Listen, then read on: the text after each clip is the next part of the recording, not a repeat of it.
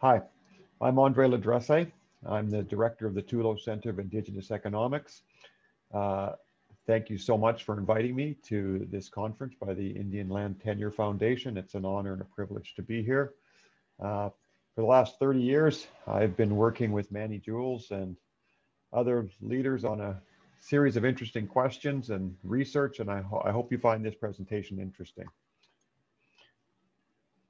I'm going to start with what our premises are with respect to the Tulo Center. And we hope that some of these apply to you and you find them interesting. So to begin, we start with a very obvious premise. Everyone wants to renew their jurisdictions, which were destroyed by colonization. But we start with a second premise, which is that some tribes and First Nations in Canada are interested in renewing their jurisdictions in a manner that leads to greater economic growth. And the third premise we have is that effective economic strategies that renew jurisdiction have to be practical. They have to generate benefits to members. And this is a very important part of our premise, is that it actually has to lead to better outcomes. They have to raise standards and improve services and infrastructure. Our fourth premise is why we're here, is that we believe that learning occurs faster from each other. And it is applied more quickly when we talk about stories of success. And our strategy is all about innovation. We believe that sharing our ideas for success and innovation can creatively destroy the colonial system. And that's why we're here, is we hope you're interested in some of our ideas. So what do we mean when we talk about creative destruction? And this is I know that Manny spoke in the plenary session, and this is something that he said. We have to replace the colonial structures and renew our governments by creative destruction. Our economic growth is our best weapon to achieve this. And so my whole presentation is about explaining the last sentence. What did he mean? So first off, we're going to talk a lot about something called economic decolonization. And this is really just switching from one system to another. So we're replacing the colonial framework with a First Nation or a tribal framework. And one of the things that we've all learned in the last year is that things like pandemics and economic shocks happen. And what we hope will occur is that economies will be resilient and sustainable after. So we've learned some lessons.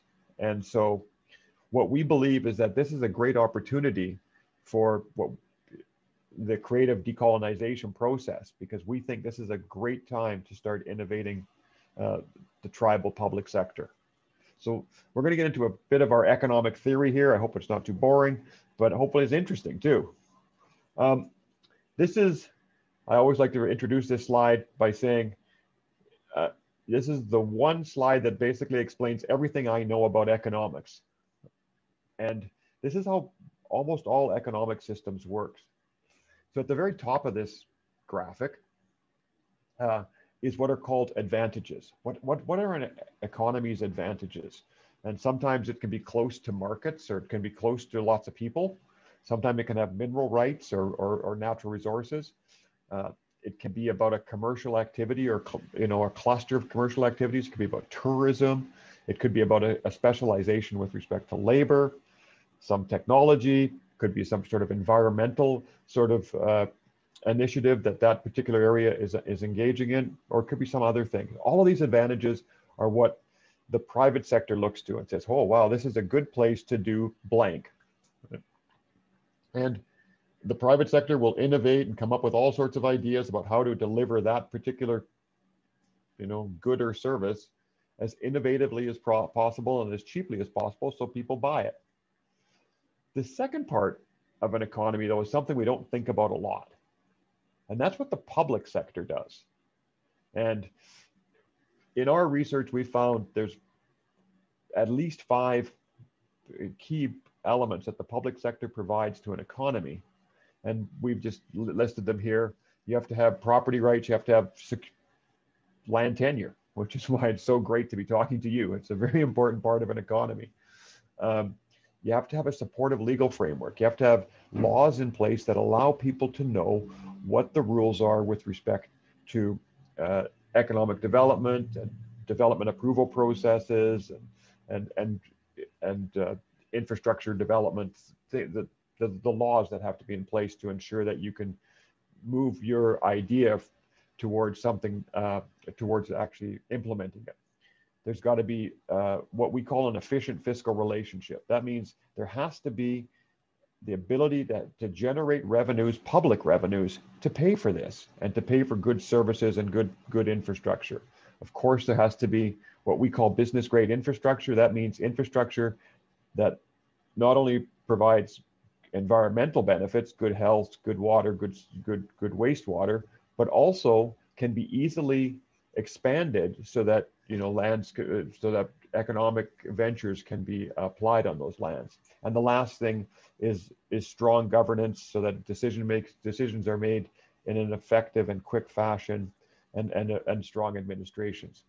If you have the public sector in place, and if it supports the comparative advantages, then a region's economy grows. Our observations is that certainly in Canada, and I don't know, and you can answer the question whether this is the case for tribes, is that the public framework is largely missing. And so as a result, ideas from tribal members, don't become businesses and reality as quickly as they would if they weren't on tribal lands in Canada. And so we spend a lot of our time at the Tulo Center working on how do you develop these jurisdictions, as we call them in Canada, or as they would be called for tribes, sovereignty. How do you implement your sovereignty in a way that leads to economic growth? And this next picture is about how you're asked to solve problems. So yes, you have sovereignty in Canada. Yes, you have jurisdiction, but how do you use it? How do you put together this phone, as it were in this graphic? Is some assembly required? And that's really what the Tulo Center focuses on, is how do you put it together in a way that addresses this next slide, which is something that I'm sure exists for tribes, and it definitely exists for First Nations in Canada. And these are the systemic gaps. We talk a lot about implicit bias and systemic gaps, and in Canada, they're very large.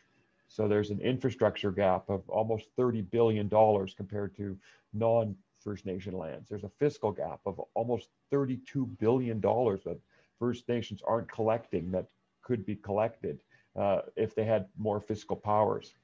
This next gap is something that I think is something that the ITLF might be very interested in, is that there's a credit gap of almost $176 billion. That means that First Nation individuals and governments and businesses can't access as much credit as others. And why? All of these things, and of course there's an education gap and this investment facilitation gap. It takes 4 to 6 times longer. And then of course this creates an export gap. What causes all of these? And this is what we spend a lot of time studying and thinking about, how do you address these root causes? And in a lot of cases, it's missing legislation. In Canada, it's the Indian Act. It's a really poor fiscal relationship based upon transfers from the federal government, which in Canada we call secondhand taxes. There's some missing institutional support and capacity development. Of course, there's missing institutions like in Canada, such as the land title registry, so that land can't be transferred in an efficient manner and can't be registered with clarity of tenure. And so how do you address these systemic gaps? And we've developed how we approach this. And one of the things that, so we call this our algorithm for change, but it's actually, has much broader application than just what we're talking about today. But I do want to talk about Where a lot of us get caught up is on the far left side of this diagram. Is we think about causes and we think those causes are the basis for change. For example, if memory serves me correct, I believe there was an election recently held in the United States. And so there's been a cause for potential change that's occurred. Now,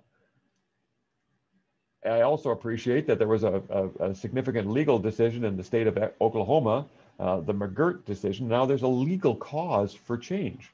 But just because there's a cause for change doesn't mean change happens. And of course, all sorts of things like pandemics, technological changes, environmental issues, all of these things can cause change. But what type of change do they lead to?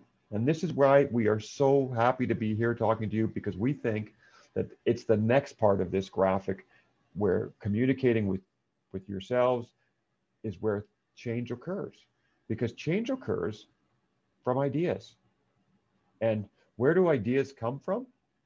From people like ourselves talking together and discussing how do we take these causes for change and create proposals for change.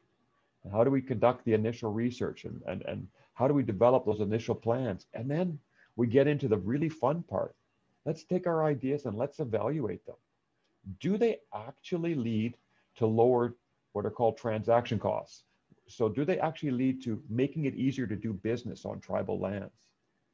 And here's another thing that we really have to focus in on our ideas is just because we have a good idea, how hard is it to move from the old system to the new system, to your idea? We call those switching costs. And then we get to the most, I think, fun part of evaluation, which is let's disagree. Let's disagree about why we think our ideas are good, and let's improve them, because disagreement leads to better ideas. And if we can get through an evaluation process with some ideas, we can get to when real change happens. We can talk about legislation, we can talk about institutions. Because if we can do that, we start to create permanent change, because institutions and legislation give the basis for standards and for templates and for education and training so that you can implement these new ideas. And of course, that's the world changes, pandemics happen, as we know, and we have to start all over again. And this is the process that we called building a sustainable and resilient innovation economy. Because if you can create an efficient public sector innovation process, you can continually improve and respond to changes. We're all being challenged for that right now. So the technology has changed, the political climate has changed, we have to figure out how we're going to come out of a pandemic. How do we innovate in order to take advantage of this opportunity? And if we do, we can start along this process. Because if you ever, this is what's called the S curve of technological adaptation or adoption. And what happens is that some people say, hey, that's a good idea, and a few people adopt it. That's at the far left side of this diagram. And then if that idea actually works, then a whole bunch of people adopt it, and it becomes the standard. I mean, that's what happened with smartphones, right? And that's what happened, when we started putting Google Maps on our phones. And that, oh, this is a good idea, right? And this is how change occurs. It occurs slowly and then really fast. And so that's what we're trying to achieve. We're trying to get good ideas that will lead to change. And now I'm going to explain all the way back to the beginning what Manny was talking about. So when he said economics is the weapon to achieve colonial destruction, this is what he's talking about. If you can develop institutional innovations that are effective, that reduce costs, you should get positive economic results. That should lead in more people using that idea, that framework. That means less people using the colonial system, but puts more And if you can keep doing that, keep creating more and more innovations that lead to more and more positive economic results, eventually you destroy the colonial framework. And that's the process that we really try to encourage. And just to come back to this,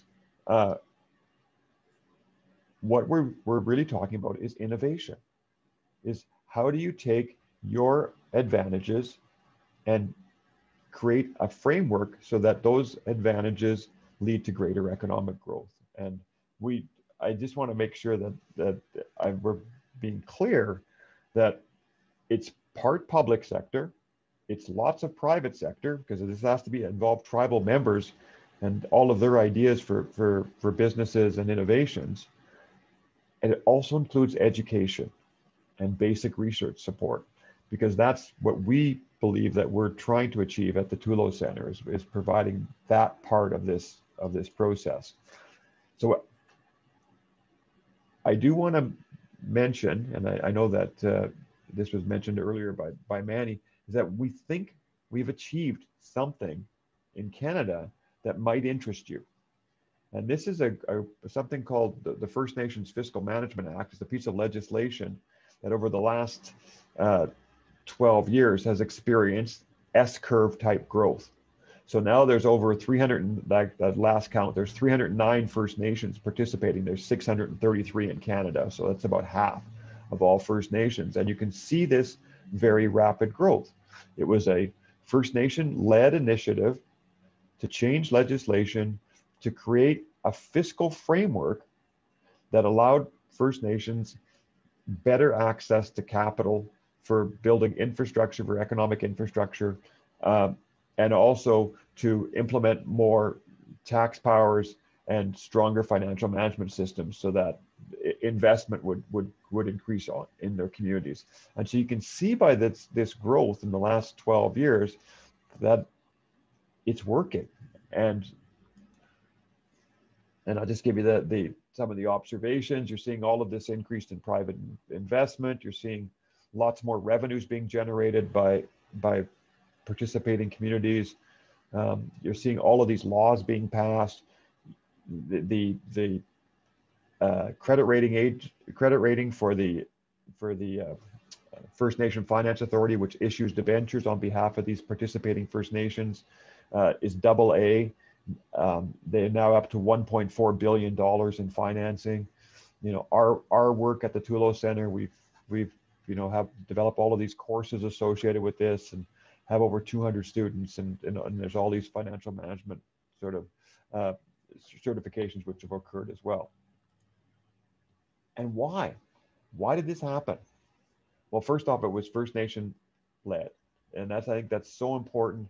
And this is why this conference is so important, is because this is the source of ideas. It has to come from organizations like yourself, so that these ideas have legitimacy. We've also find that building a First Nation institutional framework lowers the cost of getting things done, because it helps to build the capacity within the community participating tribes. But it also creates some standards, and one of the things that as an economist that I've heard in the past, and I think it's an interesting quote, is that poor people have programs and rich people have standards. And I think this is an element of the institutional framework that was created that actually makes it so much easier to implement, is that it's got a lot of standards in it, and people achieve those, and different groups with respect to financial management certifications achieve these standards, and it allows for the implementation of the jurisdiction much easier. But what it does more than anything is it lowers the cost of doing business for members, so that when members have to do business or set up a business, it actually lowers it for them, because there's standards in place, and it makes it very easy for lawyers and others who support those processes to work within that framework. Legislation creates the jurisdictional permanence. We have optionality. Of course, you have to respect the right of self-determination, and of course, you have to support capacity development, and most importantly, you have to constantly innovate. And I think that's what the framework has started to do. And I think, that's hopefully what we, start to work with together, is because I think that's the real opportunity in events like this, is to communicate and to talk about even better innovations and applications of ideas. So we want to talk to you about 4 opportunities that we're hoping that you find interesting. Last fall, we delivered some courses with the Ngaitahu, or the Maori of the South Island of New Zealand. And we talked about common economic challenges and approaches. So we've developed some curriculum that we think is applicable to First Nations and to the Maori. We would really like to work with you on developing curriculum and courses that might be valuable to you. We've developed a lot of research with respect to pandemics and other elements, and some films to make those communications of those research results a little easier. And we hope that you can watch those films, but we'd like to think it would be so interesting to talk to you about what's been the COVID experience for tribes in the United States, and how does it compare, and what have we learned from it? Because I think there's so much we could potentially learn from each other, and hopefully develop some innovations on how to make economies more resilient. We really want to share innovations. Every year, the First Nations, the 308 First Nations that I was just mentioning about, they have a conference, and it's a conference not unlike this. It was held in February. We asked you to go look at the website there and review some of the results from that conference. 2 years ago, when it was actually held with people, I know that Chris Stainbrook was one of the featured presenters, and his presentation was very well received, and the ideas that he talked about were well received as well. So we really hope to start sharing our ideas more and more in venues like this. And in that regard, we have an idea, and this is our last idea, is that one of the things that we found in the pandemic, and because we've been delivering all of our courses now much more in the online way than in the classroom, is we developed an online game, which we actually developed for the National Intertribal Taxation Alliance a couple of years ago in Santa Fe. And it's called Building a Sustainable and Resilient Tribal Economy. And there's a link there, and you can push it, and we want you to play the game. And so I'm going to go through how to play the game in my last little part of my presentation here, because we want to learn about how you play the game, because when we learn how people learn, because we find that games are a wonderful way to teach important concepts, but also for us to learn from each other as to what works and what doesn't. And I'll explain the game a bit here, and hopefully this will encourage you to give it a shot. So there's 2 basic strategies in our game. So you're asked to build an economy. That's if you've played from the 90s, if you played things like Sim Earth, it's along those lines, but a little bit simpler about building an economy. So the game focuses on 2 broad strategies. You can establish a tribal government-owned business based on whatever your tribal's economic advantage is. Or you can establish a public sector framework that provides private businesses, especially tribal members, their best chance for success. It is possible in this game, but difficult to do both at the same time. So you can do it, but we think you might want to just focus on one strategy or the other. All right. So whatever you decide with respect to those 2 broad strategies, then that'll guide your other strategies. For example, if you're going to build a tribal-owned business, then you're going to have to create, finance, and operate businesses as your strategies. If you choose number two, you're going to build a public sector framework, then you have to pick those elements, and we give you a very helpful picture in this regard that allow investments to flow and businesses to do well. So that's really how the game is played. And the game is based upon two concepts: the concept of sustainability and the concept of resilience. So what do those two words mean? So sustainability is measured by how well an economic strategy responds to a risky event occurring, so a shock. So suppose you've built an economy and a pandemic happens. What happens to your economy? And so that's how sustainable your economy is. Resilience is measured by how well an economic strategy responds to a whole bunch of future risky events, or what economists call economic shocks. So we measure these two things based upon what strategies you choose, and I'll go through this a little bit more. So this is what we like to call a first version of this game. Later versions of this game are going to have time and resource and capacity constraints. But at this point, you don't have those constraints. You can pick any strategies you wish out of 8 out of 22 strategies to build your economy. As it says, this is the second time we played this. The strategies are oriented as much as possible towards options that you have. Remember, these are Canadians analyzing American frameworks, so it's quite possible we've made a few mistakes. The shocks have been chosen from case studies. The bad things we've seen happen to First Nation economies.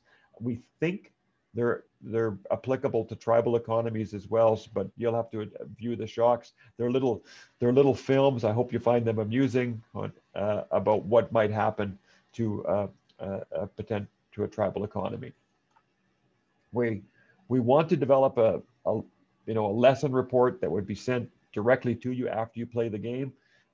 We don't generate those reports just yet, but you'll get all your results, and you'll have another button there that you can just say past attempts, because we want you to play this game multiple times to see how you did, right? And it'll let you know. It'll let you know your past results. Here's how the game is played. So you choose your geography, but if you don't want to choose a geography, you can just push the random button and it'll tell you what your geography is. Then you choose what's your comparative advantage, and there's 8 choices of different comparative advantages that your economy might have. To make it simple, we just get you to choose one. Then you have to choose economic strategies. So based upon where you're located, what's your geography, what's your advantage, choose 8 of 22 possible strategies to build your economy. We would like it, and you don't have to, but we would like it if you provide a short rationale for why you chose a particular strategy. And that is really just to let us know what you're thinking, right? So it helps us to appreciate,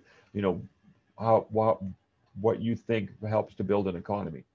And then you'll push a button and something bad will happen, and we'll see how well your economy responds to that shock. Then you'll get a chance to play again, because some of your strategies will be eliminated by that shock. And then you'll get, after you play it a second time, then you're going to test your resilience. So how well would you respond to if that shock happened again, or if 11 other potential shocks happened? And then there'll be a little summary about what strategies that you chose that were very good. And, hopefully after this, you'll have an opportunity to play this, and hopefully you'll send us some questions and some ideas on how to improve this game, and we can talk to you about some of the lessons. Onto this